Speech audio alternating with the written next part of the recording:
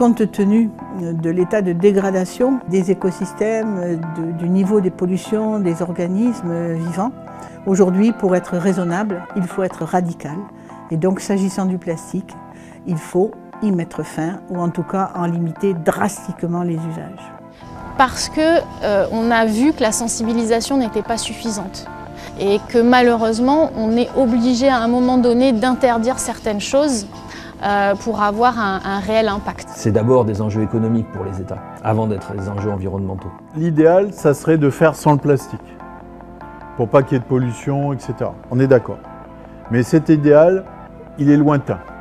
On y arrivera peut-être un jour, mais pas, c'est pas l'année prochaine, c'est pas dans les 10 ans qui viennent. Le plastique a été merveilleux pour le marketing parce qu'en fait, on a vraiment éduqué le consommateur à ne plus pouvoir s'en passer. Parce que le plastique c'est léger, parce que le plastique ça casse pas et parce que le plastique c'est propre. C'est pas vrai, c'est pas propre le plastique. C'est un accumulateur bactérien monstrueux. D'ailleurs, la preuve en est, c'est que sur les gisements plastiques qu'il y a partout en train de se balader dans la nature, on est en train de se rendre compte que ce sont des accumulateurs bactériens énormes qui seront peut-être la source des futures pandémies mondiales. Donc il y a un moment où non.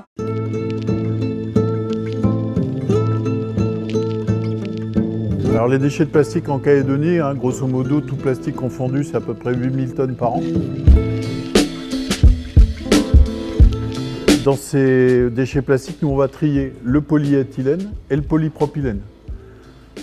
Ils représentent à peu près 60% de l'ensemble.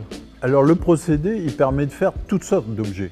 On a choisi, pour démarrer en Nouvelle-Calédonie, des produits de revêtement de sol, donc essentiellement des dalles et des bordures. L'idée était d'utiliser ce procédé, donc le plastique recyclé, pour faire les trottoirs et les places publiques, etc., qui demandent des grandes quantités de matériaux.